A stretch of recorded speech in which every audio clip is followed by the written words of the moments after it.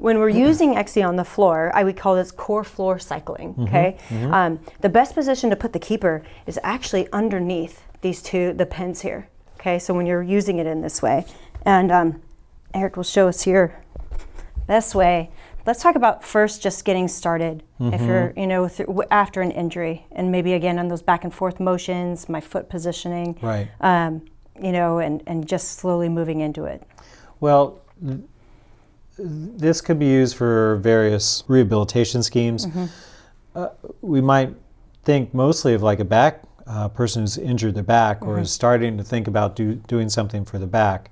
When a person is lying on the ground, we typically start them lying on the ground when we're doing stabilization programs. And when we talk about stabilization programs, this refers to the trunk musculature. Trunk musculature are our stomach muscles and our back muscles, and they work to stabilize pelvis to spine. Okay, so in this position here, you can use your stomach and back muscles to stabilize the trunk while you're doing these alternating motions just back and forth. And so, as easy as this looks, for a person who's somewhat unstable, it can be a real challenge. So what we might do as far as how we plan our exercise is, if we want to make it easier, we just scoot them a little closer to the Excy.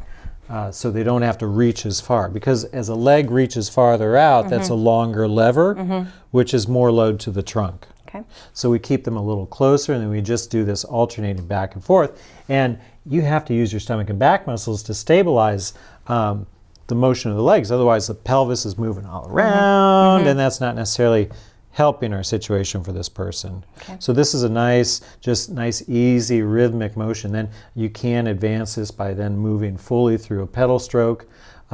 Or if you want to challenge it more, you can move a little farther away, which elongates the lever of the leg, which is more potential stress and strain to the trunk. So we don't do this unless we have good trunk stabilization skills. Okay.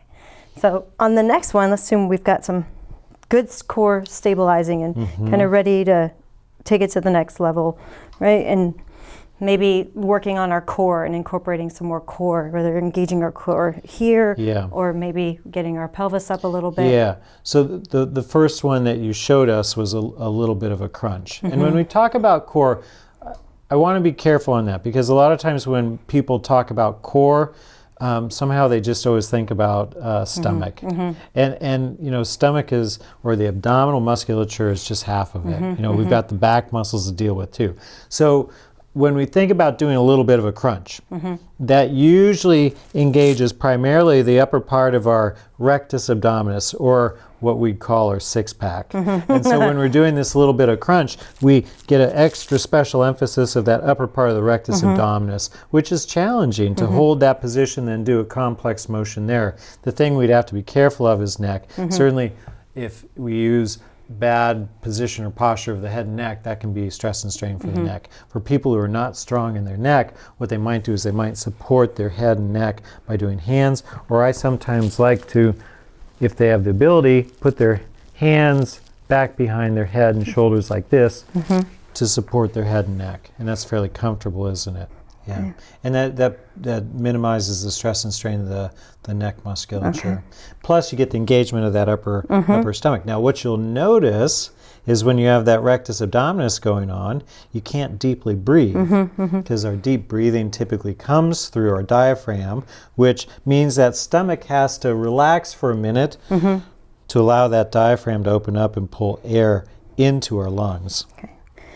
So let's talk, if we want to get a little bit more complex, a little bit more engagement. So what we're doing here is a bridge. Now, when we talk about a stable bridge, in particular for, say, athletic training, we want to balance the stomach and back muscles to brace that trunk, such that the pelvis is in a neutral position in the lumbar spine. So you'll feel your stomach and back working here.